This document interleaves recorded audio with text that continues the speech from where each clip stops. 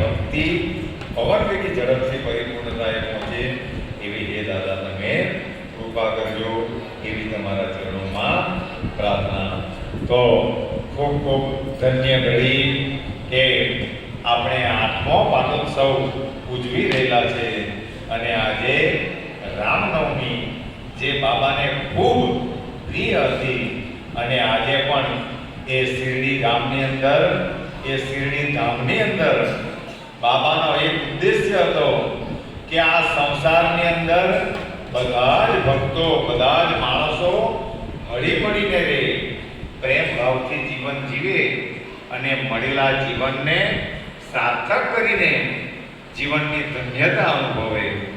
એમ તો આ જીવન એટલું બધું ભારી નથી, પણ આપણે સંસારની આ માયાથી મોહિત થઈને મારું તારું કરીને આ હલકા જીવનને ભારેખમ આપણે બનાવી લાગતા હોય.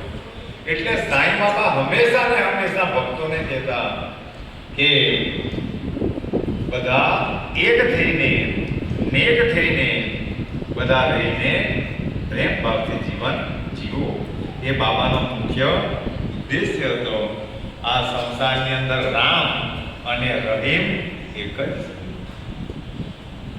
મુસલમાનો કે હિન્દુઓ તો આપણે આવીને બન્યા, પંથો તો આવીને પડ્યા, પણ મોટામાં મોટો કોઈ ધર્મ હોય તો એ માનવનો ધર્મ છે. આપણે ચાહે કોઈ પણ પંથને માનીએ, પણ જો આપણે એમાં માનવતા નહીં મળે તો એ ધર્મનો પણ કંઈ અર્થ રહી જતો નથી. એટલે પહેલો ધર્મ માનવતાનો આવે કે જેનેમાં માણસાઈ છે, શ્રદ્ધા છે અને સબૂરી છે તો એ બરોબર છે. નહીં તો ગમે એટલા જ્ઞાની થઈ જાય, ગમે એટલું જ્ઞાન આવી જાય, ગમે એટલું ધન આવી જાય, પણ જો માણસની અંદર માનવતા નહીં મળે તો એ કંઈ પણ એ વસ્તુનો એ તત્વનો કંઈ પણ અર્થ રહેતો નથી. એટલે જે પણ ભક્તો શિરડીની અંદર જતા તો બાબા તેમને માનવતાના ઉપદેશ જ આપતા.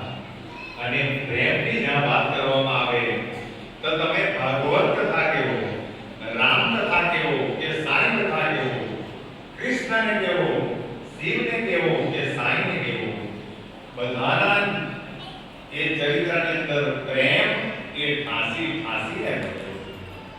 આપણે આપણા બધાની વચ્ચે પ્રેમ છે તો મળવાનું મન થાય, ને તો જેને ઝેર ઉકેલા છે, જેને જીવનની અંદર ખરાબ વસ્તુને પ્રાધાન્ય આપ્યું છે, તો એમના પર પણ પછી કોઈ પણ જાતનો પ્રેમ રહી શકતો નથી. એટલે આપણને ભગવાને મુખ આપેલું છે તો એ મુખથી પવિત્ર વાણી બોલવી, બધા સાથે ભાઈચારાથી પ્રેમથી રહેવાની જરૂર છે. ને તો સાંઈ બાબાએ એમના ચરિત્રની અંદર એમ કહેલું કે સામે કોઈ ઝેર ઉકેલો વાળો માણસ આવતો હોય તો એનાથી રસ્તો કાપી જવાનો. કામ કારણ કે તેના જેવા ગુણો આપણી અંદર ઉતરી આવે. તો વિશેષમાં સમય એકદમ થોડો છે તો આપણે પ્રભુનું સ્મરણ કરીએ, ભગવાનને યાદ કરીએ અને યાદ કરતા કરતા જન્મોત્સવને મનાવી લઈએ. તો ભાવ અને બધા શ્રદ્ધાથી ગાઈએ. બોલો ગણપતિ ગજાનન કી જય. ઓમ ગમ ગણપતયે નમો નમઃ. સિદ્ધિવિનાયક નમો નમઃ. અષ્ટવિનાયક નમો નમઃ. ગણપતિ બાપા મોરયા. ઓમ ગમ ગણપતયે નમો નમઃ. સિદ્ધિવિનાયક નમો નમઃ.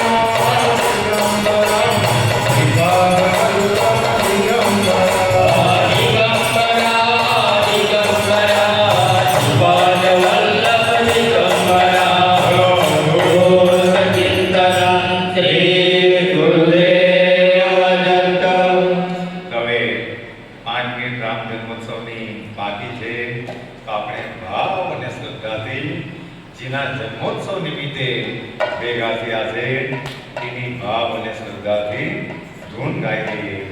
12 વાગે ભગવાનના કમાડ ઉઘડી જાય. કેટલા જાય? 12 વાગે સારા કરી ત્યારે ઉઘડી દઈએ. તો એ રામનો સ્મરણ કરી લે. એમ કહેવાય કે આ બાબાના શબ્દો છે. જે માણસો રામનું નામ લે, રામનું કામ કરે અને રામની ભક્તિ કરે, ભગવાનની ભક્તિ કરે, એ હંમેશા સુખ અને શાંતિ મારે. અને કયા કયા રામના કામો છે એ તો આપણને બધાને કે આ દુનિયાની અંદર બધા જીવોને સુખી કરવાના પ્રયાસ કરે તો એ રામનું કામ છે. તો આપણે એ રામને યાદ કરીએ. બોલો શ્રી રામચંદ્ર ભગવાન.